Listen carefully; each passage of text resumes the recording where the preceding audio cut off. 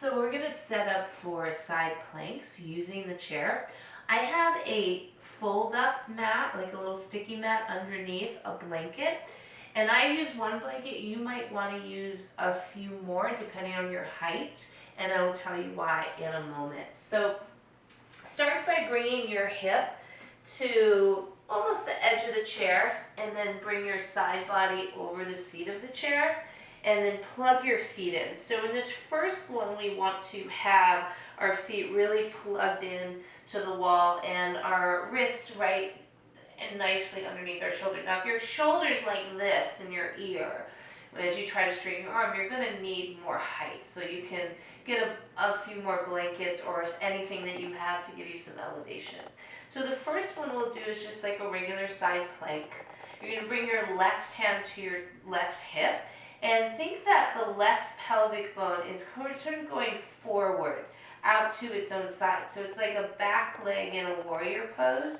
And see if you can find a little more space in your right collarbone and arc the front of the body a little bit. So it's got that sense and taste of roundness that we've been exploring in this series. Make sure there's a slight give in your knee, meaning you're not pushing into the back of the heel of the foot or the back of the knee. And lift your left arm up and start to look up at it. And take your left arm over your head. This feels nice and supported, and of course you can sustain this a little bit longer than a regular side plank. But we're going to play with some variations. So hold on to the back of the chair and then bring your forearm to the ground. Now your feet might come a little unplugged, so I like to just scoot my hips a tiny bit more towards the wall there so I get a little bit more of a plug. Your top heel, it might come off and that's fine. It's because of the angle, but you want to still feel that you're anchoring in it.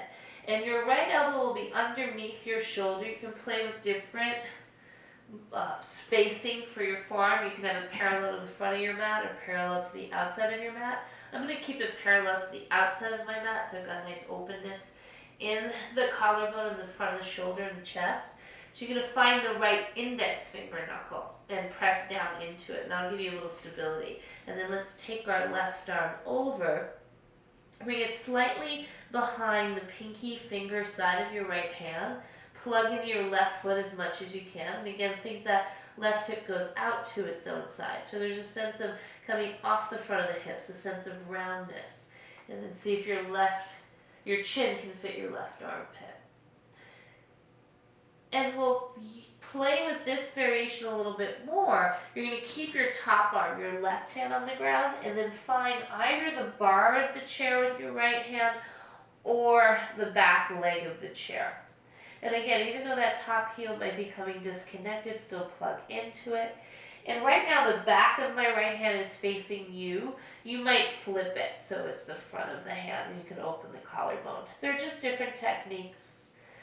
The very last thing we'll do is have both hands on the chair. Just so this isn't super stressful on the neck, bring your right hand on the ground for a moment, lift your shoulder up, find the seat of the chair, hold on to it, and then find that bottom leg.